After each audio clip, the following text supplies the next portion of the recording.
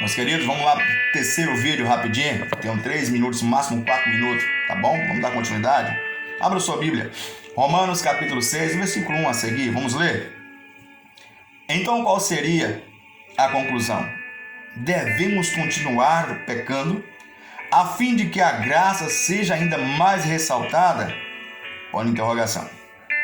Sabe por que o apóstolo Paulo fez essa pergunta? Porque naquela época já estava acontecendo a divergência teológica sobre a graça. Quando você pega o contexto desse capítulo, você vai entender por que ele fez essa pergunta. Porque a Bíblia diz que onde abundou o pecado, superabundou a graça. Onde abundou o pecado, pastor? Na lei. No segundo período, que eu chamo de período probatório, que é o período da consciência, Caim matou Abel. Naquela época não existia lei para que o condenasse.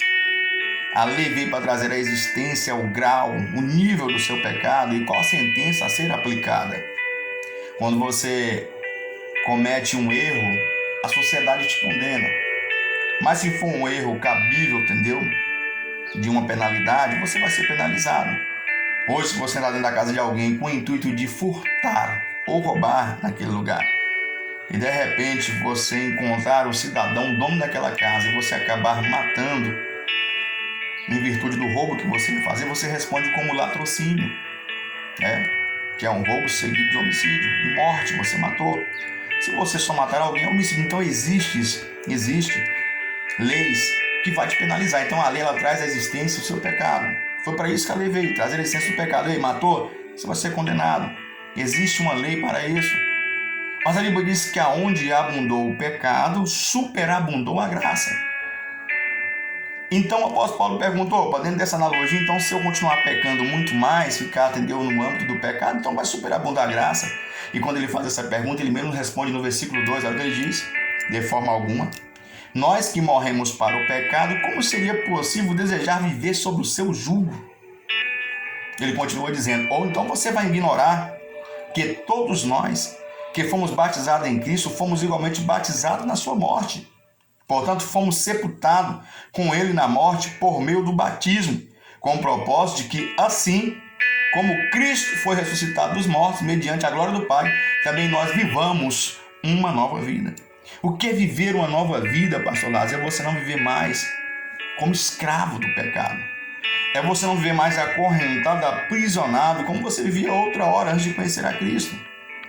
João 8,32 diz que conhecereis a verdade e ela vos libertará. João 8,36, se Cristo vos libertar, verdadeiramente sereis livres. Infelizmente, tem muitas pessoas que pegam esta graça, como é a graça de Cristo, é um favor imerecido, eles chegam a chamar a graça de algo inexplicável. Quando eu digo que a graça é algo inexplicável, estou dizendo, não há uma explicação sobre o que Cristo fez, é lógico que existe. É lógico que a graça é algo que pode ser explicado. Eu estou explicando sobre a graça aqui agora.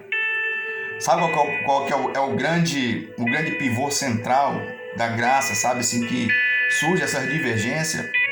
É o que pode, o que não pode, o que deve, o que não deve, o que eu posso, o que eu não posso. Porque as pessoas acham que podem tudo e estão enganados.